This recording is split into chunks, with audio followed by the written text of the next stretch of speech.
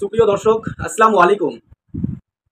আমার বড় ভাই তফিজুল হক বারবার আমার উপর মিথ্যে অপবাদ এবং লাঞ্ছনা, একের পর এক মিথ্যে লাঞ্ছনা, মিথ্যে অপবাদ লাগিয়েই থাকেন। আর এটাও এমন নয় যে মাত্র একবার কিংবা দুইবার, আজ থেকেও দীর্ঘ কয়েক বছর ধরে, যখন থেকে আমি কথা বলতে শিখেছি, যখন থেকে আমি বুঝতে শিখেছি, তখন থেকেই আমার উপর একটার পর একটা মিথ্যে লাঞ্ছনা লাগিয়েই আছেন। সুপ্রিয় দর্শক, উনি কি এমন আমার উপরে মিথ্যে লাঞ্ছনা কিংবা কি মিথ্যে কথা বলছেন, যেটা আমি ফেসবুকের মাধ্যমে আপনাদের কাছে তুলে ধরার চেষ্টা করছি। কারণ এই সোশ্যাল সাইট কিংবা এই ফেসবুক ছাড়া অন্য কোনো কোথাও আমার কথা প্রকাশ করার মতো ভাষা নেই, কিংবা কাউকে বলে বোঝানোর মতো আমার কোনো মানুষ নেই। উনি বারবার বলছেন যে আমি আমার বাবার জমি বিক্রি করে 3 লাখ টাকা খেয়ে নিয়েছি। প্রথমে আমি এই কথাটা আগের ভিডিওতে জানিয়েছি যে হ্যাঁ, আমি তো নয়, আমার বাবা আমার জন্য 5 কাঠা জমি বিক্রি করেছিলেন। এটা সত্য কথা। আর এটাও সত্য যে উনি এই বিষয়টা সম্পূর্ণ জানে, কিংবা তাকে জানানো হয়েছে যে আমার চাকরির বাবদে বাবা 5 কাঠা জমি বিক্রি করে 1,28,000 টাকা, 1,28,000 টাকা বিক্রি করে 1 লক্ষ টাকা যেখানে চাকরি দেবে বলেছিলেন সেখানে দেওয়া হয়, এবং 28,000 টাকা বাবার কাছে থেকে যায়। এটা সত্য কথা। তবে আমার বড় ভাই তফিজুল যে বারবার এই কথাটা বলছেন যে আমাকে 3 লক্ষ টাকা বিক্রি করে আমার বাবা দিয়েছে, আমি খেয়ে নিয়েছি, এটা আদৌ সত্য কিনা একবার উনার মুখ থেকে জানা উচিত। সুপ্রিয় দর্শক, 2016 সালে ঢোলগাছের নজুম নামে একজন মানুষ, যিনি ইসলামপুর কলেজে গেটম্যান রত অবস্থায় কাজ করেন, তিনি আমার বাবার কাছে এসে বলেন যে হাজি সাহেব, তোমার ছেলে তো পঙ্গু হয়ে গেছে। কিংবা আমার বাবা আমি মিলে দুজনে অনেকবার কোনো মন্ত্রীর কাছে, নাম নিচ্ছি না, কোনো মন্ত্রীর কাছে গেছিলাম চাকরি কিংবা ছোট্টখাটো কোনো একটা কাজের বিষয় নিয়ে যদি হয় তাহলে জীবনে কোনো কিছু করে পরবর্তী জীবনটা চালাতে পারবো বলে। তো উনি আশ্বাস দিয়েছিলেন যে হ্যাঁ, 2016 সালে আমাকে আশ্বাস দিয়েছিলেন যে মন্ত্রী সাহেব আপনাকে ডেকেছে এবং তার সাথে আপনাকে 1 লক্ষ টাকা ডেমারেজ হিসেবে কিংবা যেটা বর্তমান বাজারে দিতে হয় সেই হিসেবে তাকে দেওয়া হবে। এই কথাটা শোনার পর আমি আমার বাবার সাথে গল্প করি এবং আমি আমার ভাইয়ের সাথে গল্প করি। তখন আমার বড় ভাই, আমার তফিজুল বড় ভাই, উনি বলেন যে ঠিক আছে, যেহেতু এই ধরনের কথা আছে, তাহলে তুমি তোমার বাবার থেকে কিছু অংশ নিয়ে বিক্রি করে তুমি তোমার কাজের ব্যবহার করতে পারো। এই কথাটি আমি আগের ভিডিওতে তুলে ধরেছিলাম। উনার পারমিশন নিয়ে, অর্থাৎ তফিজুল আমার বড় ভাইয়ের কাছ থেকে পারমিশন নিয়ে আমি জমি বিক্রি করে টাকাটা সেখানে দিয়েছিলাম। তবে দুর্ভাগ্যবশত আমার চাকরি হয়নি, এমনকি আমি ওই টাকাটা এখনো পর্যন্ত ফেরতও পাইনি। এই বিষয়টা আমি আমার ভাইকেও বহুবার জানিয়েছি যে দাদা, এই টাকাটা তো আমি পাচ্ছি না, যদি হয় একবার চলো আমার সাথে চলো, সেখানে গিয়ে তাদেরকে জানাবো। কিন্তু উনি একবারও যাবে বলে আশ্বাস দেয়নি, কিংবা উনি বলছে যে তোমার কাজ তুমি করো। যাক, এটা গেল টাকার বিষয়। এখন কথা হচ্ছে, উনি যে বলছেন যে আমি 3 লক্ষ টাকা খেয়েছি, আমি 3 লক্ষ টাকা নিয়ে বাড়ি করেছি, তো এটা কি আদৌ সত্য? উনি তো জানে কার কাছে জমিটা বিক্রি করেছি। আমাদের বাড়ির পাশে খোশ মোহাম্মদ কাকু হয়, উনার কাছে জমিটা বিক্রি করেছি। কত টাকা পণ হিসেবে কাঠা বিক্রি করেছি এটাও জানে। 5 কাঠা জমির দাম কত হয় এটাও জানে। প্রিয় বন্ধুগণ, আমি কেন এই কথাগুলো তুলে ধরছি? জীবনের প্রত্যেকটি সময়, প্রত্যেকটি মিনিট আমাকে এই সকল কথা শুনে শুনে শুনে আমার কান পেকে গেছে। আর সহ্য করতে না পেরে আজকে শেষ পর্যায়ে আমি ফেসবুকের মাধ্যমে সবার কাছে জানিয়ে দিতে চাই যে হ্যাঁ, আমি কত বড় মিথ্যেবাদী। দ্বিতীয়ত, আমার বাবা তার ছোট মেয়ে অর্থাৎ আমার ছোট বোনকে বিয়ে দিয়েছিলেন 2014 সালে। 2014 সালে যখন আমার বাবা আমার ছোট বোনকে বিয়ে দেন, তখন আমার বাবা একজন লোকের কাছ থেকে 1 লক্ষ টাকা ঋণ নেয় এবং বাকি টাকা বাড়ি থেকে ম্যানেজ করে আমার ছোট বোনকে বিয়ে দেওয়া হয়। সেই 1 লক্ষ টাকা ঋণ নেওয়ার পর যখন 1 মাস 2 মাস 1 বছর 2 বছর করতে করতে প্রায় 3-4 বছর পর্যন্ত বাবা পরিশোধ করতে পারছিলেন না, সে সময় যার কাছ থেকে ঋণ নেওয়া হয়েছিল সেই ব্যক্তিটি আমার বাড়িতে এসে আমার বাবাকে বলছে, হাজি সাহেব, আপনি যদি আমাকে এই টাকাটা ফেরত না দেন, আমি আপনার বাড়ির বারান্দায় ফাঁসি লাগিয়ে মৃত্যুবরণ করব, আর নয়তো আমি পঞ্চায়েতে গিয়ে আপনার নামে মালিশ করব যে এই লোকটা আমার কাছ থেকে 1 লক্ষ টাকা নিয়েছে, আমাকে ফেরত দিচ্ছে না। এই কথাটা শোনার পর আমি আমার ফুপু খাতুন বিবি, যার বাড়ি ধুররা, উনার কাছে গিয়ে পায়ে পড়ে যাই যে ফুপু, আমার বাবা তার মেয়েকে বিয়ে দেওয়ার জন্য 1 লক্ষ টাকার ঋণ নিয়েছে, আর এই ঋণের টাকা বাবা শোধ করতে পারছে না। ফুপু, তুমি একটা কাজ করো, তুমি আমাকে এক সময় বলেছিলে যে বাবা আমি তোমাকে 2-4 শতক যতটা হয় ভাইয়ের ছেলে, অর্থাৎ ভাইয়ের ছেলে হিসেবে তোমাকে দান হিসেবে দেবো। তো ফুপু, তুমি যে জায়গাটা আমাকে দান হিসেবে দিতে চেয়েছিলে, যদি তুমি আমাকে আজকে দিয়ে দাও ফুপু, আমি এই জায়গাটা নিয়ে বিক্রি করে আমি আমার বাবার টাকা শোধ করব। তারপর ফুপু আমার কথা শোনার পর, যদি মিথ্যে বলে থাকি, ধুররাই আছে ফুপু, খাতুন বিবি, স্বামীর নাম ডমন মোহাম্মদ, 3 জন ছেলে, মুস্তফা, খাজিম, মইমুদ্দিন, উনার ছেলেরা উনার মাকে জিজ্ঞাসা করুক যদি মিথ্যে বলে থাকি আমি। আমার ফুপুর কাছ থেকে 3 শতক জমি নিয়ে, এবং 3 শতক জমির দাম 1 লক্ষ টাকা হচ্ছিল না, তারপর বাবার কাছ থেকে আরো 2 শতক, অর্থাৎ মোট 5 শতক জমি বিক্রি করে বাবার যে ঋণ ছিল সেই ঋণের টাকা পরিশোধ করেছি আমি। কিন্তু সে জায়গায় আমার বড় ভাই একবারও এই কথাটা কানে নিয়ে নি, কিংবা কানে নেওয়ার মনে করেনি যে আমার বাবার যে 1 লক্ষ টাকার ঋণ রয়েছে, এই ঋণের শোধ কে করবে। 2014 অর্থাৎ বেশি দিন আগে তো নয়, আমার বাবা তো তখন ইয়ং ছিল, এরকম না। আমার বাবা তো তখন টাকা ইনকাম করতে পারতো, এমনটাও না। সদ্য 2012-তে আমার বাবা হজ থেকে আসার পর এই দুর্ঘটনা। তো আমার ভাই একবারের জন্য এই কথাটা বলেনি যে ফুপু তোমার যে ফুপু না, যিনি টাকাটা পাচ্ছে, উনাকে একবারও এই কথাটা বলেনি যে চিন্তা করতে হবে না, আমরা 2 ভাই আছি, আমরা টাকাটা দিব, কিভাবে দিতে হবে না দিতে হবে তুমি কোনো চিন্তা করবে না, আরো কিছুদিন সময় দাও, আমরা তোমার টাকা ঠিক ঠিক দিয়ে দিব। একবারের জন্য আমার বড় ভাইয়ের মুখ থেকে এই কথাটা বের হয়নি, কিংবা কানে নেয়নি। শেষ পর্যন্ত নিরুপায় হয়ে আমাকে ফুপুর কাছে গিয়ে এই সকল কাজ করতে হয়েছে যদি মিথ্যে বলে থাকি। ফুপু, আমার ধুররার ফুপু খাতুন বিবি এখনো বেঁচে আছে, আপনারা গিয়ে প্রমাণ, তার কাছ থেকে প্রমাণ করতে পারেন যদি আমি এক পরিমাণ কোনো মিথ্যে বলে থাকি। আর আজকে আমার বড় ভাই বারবার আমাকে এই কথাটা বলছে যে ও বাবার 8 কাঠা জমি বিক্রি করে খেয়ে নিয়েছে, বাবার 8 কাঠা জমি বিক্রি করে খেয়ে নিয়েছে। ভাই, কোথায় আমি 8 কাঠা জমি বিক্রি করে খেয়ে নিয়েছি? এটা সত্য যে হ্যাঁ আমি 5 কাঠা জমি বিক্রি করে চাকরির বাবদে দিয়েছিলাম। যে বিষয়টা তুমি জানো, তোমাকে বলা হয়েছে, তোমাকে নিয়ে জমিটা বিক্রি করা হয়েছে, আমি তো লুকিয়ে করিনি, আমার বাবা তো লুকিয়ে করেনি। এটা তুমি বড় ভাই হিসেবে তোমাকে সবকিছু জানানো হয়েছে, তারপরেও তুমি এরকম ভাবে আমার উপর মিথ্যে লাঞ্ছনা মতবাদ দিচ্ছ কেন রে ভাই? আমি কি করেছি তোমার? আমি তো পঙ্গু একটা ছেলে, কেন এভাবে আমার উপর মিথ্যে অপবাদ দিচ্ছ? এরপর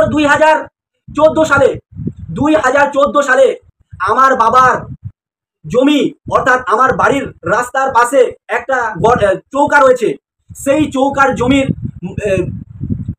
মাটি বিক্রি করে আমার ভাই 2 লক্ষ টাকা নিয়েছে। কার কাছ থেকে নিয়েছে? তখন প্রধান ছিলেন নূর মোহাম্মদ, এখনো উনি বাঁচে আছেন। আমার বাবার চৌকা, সেখান থেকে স্কিমের মাটি কেটে বিক্রি করেছে, এবং সেখানে নূর মোহাম্মদ আমার বড় ভাই তফিজুলকে 2 লক্ষ টাকা দিয়েছে। এবং এটাও বলেছে, নূর এটাও বলেছিল যে তফিজুল, এই জায়গাটা বা এই জমিটা বা এই চৌকাটা হচ্ছে হাজি উসমান হাজি সাহেবের, তুমি উনাকে 2000 টাকা মিষ্টি খাওয়ার জন্য এবং একটা লুঙ্গি কিনে দেবে। আপনারা গিয়ে আমার ভাইকে জিজ্ঞাসা করুন, আমার বাবাকে লুঙ্গি তো দূরের কথা, 2000 টাকা তো দূরের কথা, একটা মিষ্টি কেনার জন্য 2 টাকা দিয়েছে নাকি? তবে উনি ওই 2 লাখ টাকা কি করেছেন? 2014-তে উনি এই টাকাটা পেয়েছেন, 2016-তে উনার মেয়ে বিয়ে দিয়েছেন। 2016-তে উনার মেয়ের বিয়ে হয়েছে, 16 কিংবা 17-র পাশাপাশি এরকম কোনো একটা সময়, আমার সময়টা ঠিক কনফার্ম মনে নেই। বিয়ে দিয়েছে, সেই বিয়েতে খরচা করেছেন উনি ওই 2 লক্ষ টাকা। যদি আমি মিথ্যে বলে থাকি, যদি আমি 100 টাকার মধ্যে 1 পরিমাণ কোনো মিথ্যে বলে থাকি, উনি আমার বড় ভাই ডাকুক গ্রামের সম্পূর্ণ মানুষকে ডাকুক, ডেকে বলুক যে আমার জাহাঙ্গীর ছোট ভাই এসব মিথ্যে কথা বলছে। কেন ভাই, কেন মিথ্যে বলতে যাব আমি তো এই সকল সম্পূর্ণ ইতিহাস জানি। এরপরেও কত কি ঘটনা ঘটিয়েছে, কি ঘটনা করেছো, আমি তো ও সকল ঘটনাও জানি, কিন্তু বলিনি কোনোদিন। আমি ভেবেছিলাম আজকে তুমি অবুঝ হয়ে বলছো, আজকে তুমি অবুঝ হয়ে এসব করে ফেলছো, একদিন ঠিক বুঝবে, তখন হয়তো এসব কথাবার্তা আর বলবে না। তবে আমার ধারণাটা তখন ভুল ছিল, কারণ তুমি কোনোদিন বুঝ হতেই পারবে না, কারণ তোমার মধ্যে মানুষের মানসিকতা কিছু নেই। যদি তোমার মধ্যে মানসিকতা থাকতো, যদি তুমি মানবের মতো মানুষের মতো মানুষ হতে, তাহলে এই কথাটা কোনোদিনও বলতে না যে আজ থেকে 20 বছর আগে বাবাকে 800 টাকা দেওয়া হয়েছে। বাবাকে 800 টাকা দেওয়া হয়েছিল, সেই টাকা যদি বাবা শোধ না করে, তাহলে হয়তো তফিজুলের ছেলে কিংবা তফিজুলের স্ত্রী আমার বাবা যেদিন মৃত্যুবরণ করবেন, তার মৃত্যুর সামনে গিয়ে, তার লাশের সামনে গিয়ে দাবি করতে পারে যে আমাদের 800 টাকা আমাকে ফিরিয়ে দাও। এই কথাটা আমার ভাই বলেছে। যদি মিথ্যে বলে থাকি আমি, রামগঞ্জে আমার দোকানের সামনে হাবিবুল ভাই গ্যাসের দোকান করেন, উনার সামনে বলেছে কথাটা যে ভাই তুমি বলো তোমার বাবাকে, অর্থাৎ আমার বাবা ওর বাবা নয়, তুমি বলো বাবাকে যে এই 800 টাকা, যে 800 টাকা দেওয়া হয়েছিল আজ থেকে 20 বছর আগে, এই 800 টাকা যদি না দেয় তাহলে উনার মৃত্যুর উপরে দাবি থেকে যাবে। ভাই তুমি তো এত বড় কথা বলতে পেরেছো, তুমি এতটা নিচু নিচু হয়ে যেতে পেরেছো, এতটা মন মানসিকতাকে নিচে নেমে নিতে পেরেছো। আর তুমি বলছো জাহাঙ্গীর মিথ্যে বলছে।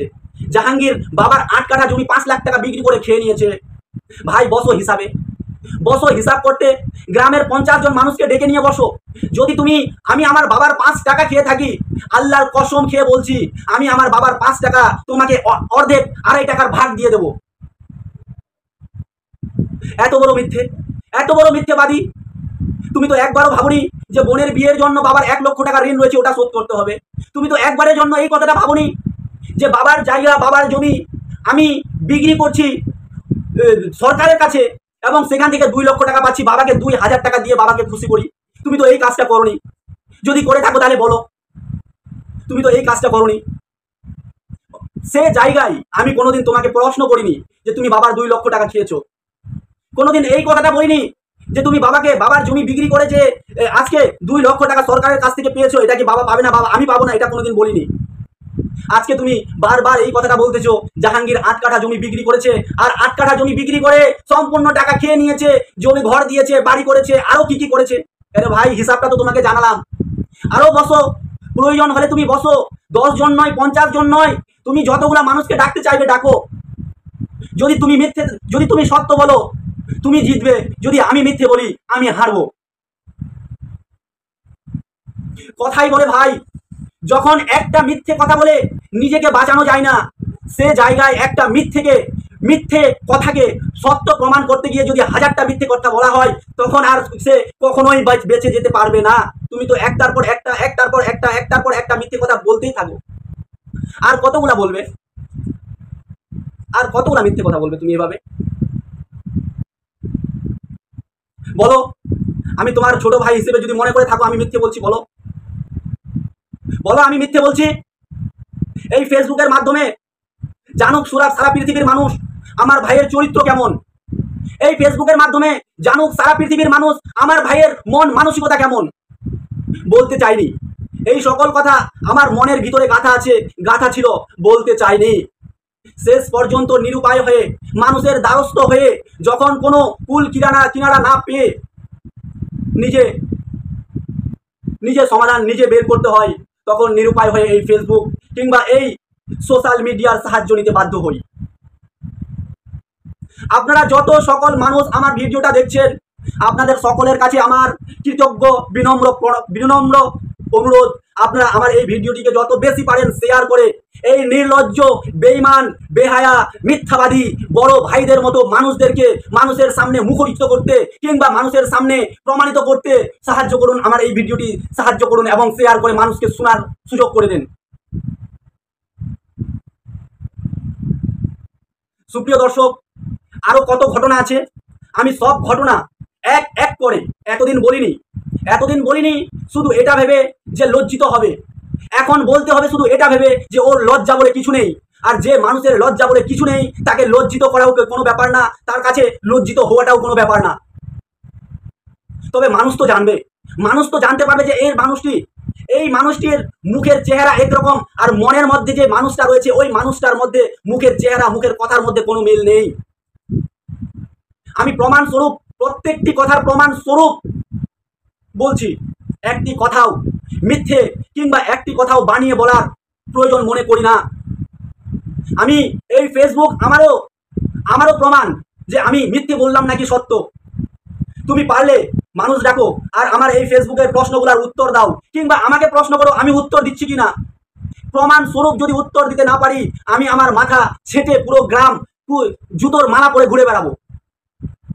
এত বড় মিথ্যে, এত বড় হারামি, এত বড় বেঈমান আমি পৃথিবীর কোনো মানুষকে দেখিনি।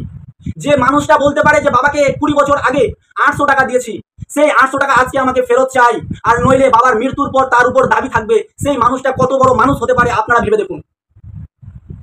আর এই কথাটাও যদি মিথ্যে বলে থাকি, হাবিবুল নামে গ্যাসের যে দোকান আছে উনাকে গিয়ে জিজ্ঞাসা করে দেখুন, উনার সামনে বলেছে আমার দোকানে দাঁড়িয়ে।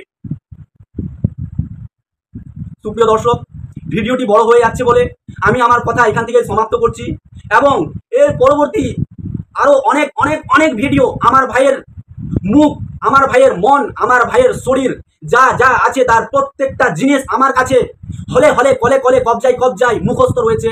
সবকিছু এই ফেসবুকের মাধ্যমে তুলে ধরার চেষ্টা করব। আপনারা আমার এই ভিডিওটিকে যত বেশি পারেন সাহায্য করে সকল মানুষের কাছে পৌঁছে দেওয়ার চেষ্টা করুন। আসসালামু আলাইকুম। এই ভিডিওর মাধ্যমে যদি আমার মুখ থেকে কোনো প্রকার অকথ্য ভাষার ব্যবহার হয়ে থাকে, আপনারা আমাকে ক্ষমার দৃষ্টিতে তাকাবেন। আসসালামু আলাইকুম।